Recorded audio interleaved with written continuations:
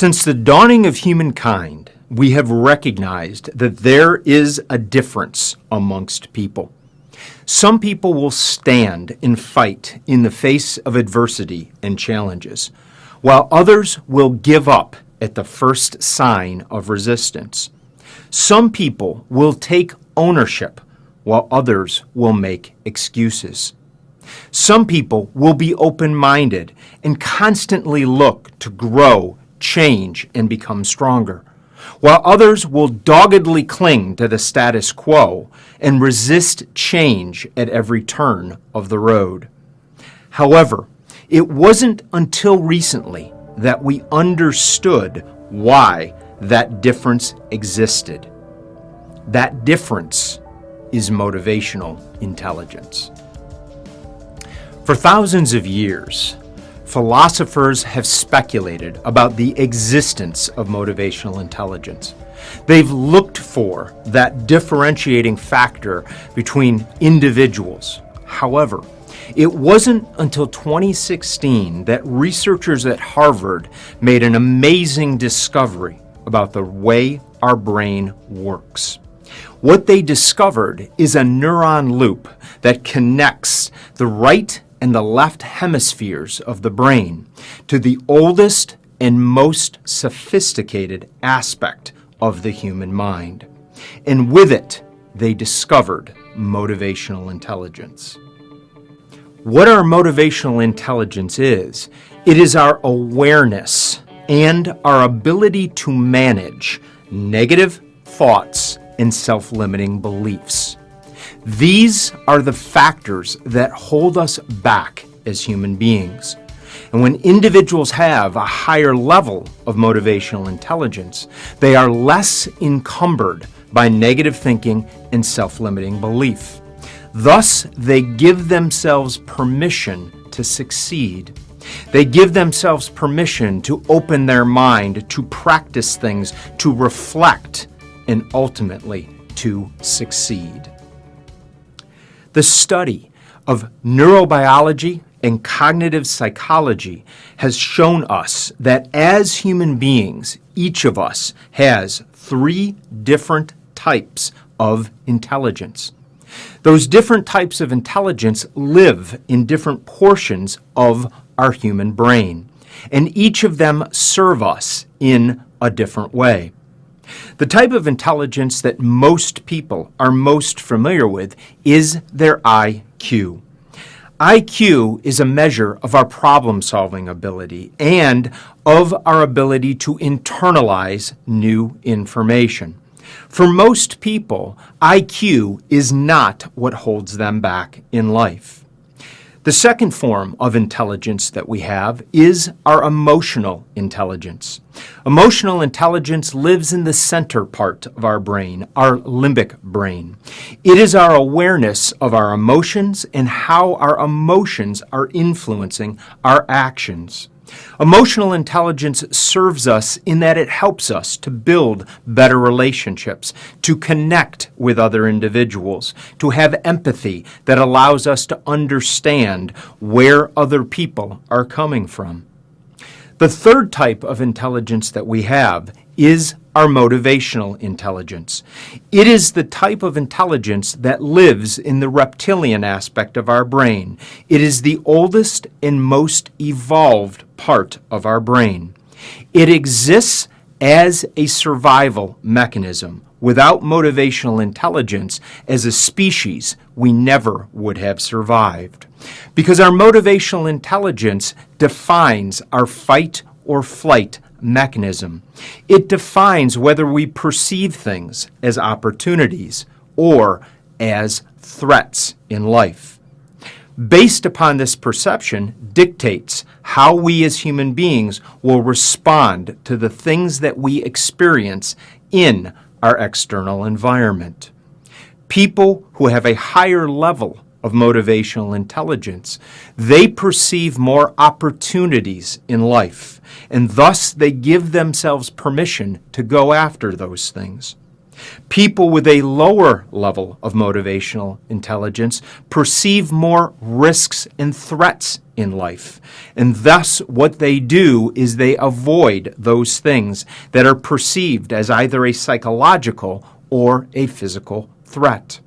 Thus, they don't give themselves permission to go out and practice things, to try new things, to have an open mind, or to give themselves permission to persist in the face of adversity and challenges. The most powerful thing to recognize about motivational intelligence has to do with how information flows into the human brain. You see, information, all sensory inputs, everything that we see, that we hear, that we smell, we taste, everything that we feel through our tactile senses, flows into the brain through three filters of the human mind. The first is motivational intelligence. Thus, the first thing that people perceive is this a threat or is this an opportunity? Once something is deemed as a threat or an opportunity, it next flows into our emotional intelligence, and an emotion is assigned to that perception. So how do I feel about this perceived threat? Am I fearful? Am I angry? Am I anxious about it? Or how do I feel about this opportunity? The last place that information flows is into the area of the brain where our IQ lives. Thus, our motivational intelligence is the triggering mechanism of the human mind. It influences both our emotional intelligence and even our IQ. Recently, researchers at Stanford University, led by Dr. Carol Dweck, did an amazing study about the power of MQ. What she and her research team did is they were studying motivational intelligence within students. As they were studying these students, what they found is that students operated under one of two motivational intelligence mindsets. The first mindset that they discovered is what they called a fixed mindset. Now, children who have fixed mindsets believe that they have fixed capabilities. They believe that things come easier for other students. They believe that others can learn things that they can't. Thus, they don't give themselves permission to practice things, and therefore they don't get better. Conversely, what her research team also found is that a second group of students possessed what she called a growth mindset. Now, children who had growth mindsets recognized that other students may be better in certain skills or aptitudes than they are. However, these students were less restricted by negative thinking and self-limiting beliefs. Thus, they believed that they could get better at those skills and those abilities. And thus, they gave themselves permission to practice, to work harder, to persist until they ultimately improved. These fixed and growth mindsets don't just exist within children. They exist within adults as well. In fact, you see a fixed mindset every time somebody is making an excuse, pointing fingers or placing blame, or rationalizing why goals and strategies can't be achieved. You see a fixed mindset when people have closed minds, when they're not listening, when they're risk averse, or when they're fighting feedback. You see a fixed mindset every time people encounter adversity and they get a negative attitude. You see it when you're trying to teach them new skills and abilities and they fail to practice them enough to truly get good at them. You see fixed mindsets when people fail to take the initiative, when they wait for somebody else to do things or fix things. You see a fixed mindset every time people are doggedly clinging to the status quo, trying to hold on to the legacy ways that they've always done things, and desperately trying to stay within their comfort zones. The single biggest challenge that we face in driving performance within our organizations is an outgrowth of these fixed mindsets.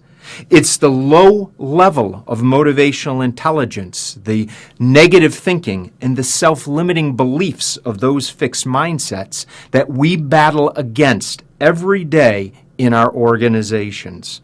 It is the enemy that holds our teams and our organizations back. This insight about us as human beings, about our motivational intelligence and how it has the power to unlock us, is not an entirely new idea. In fact, more than 2,000 years ago, Buddha said, "What you think, you become." The difference is, today, we can scientifically prove that it's true.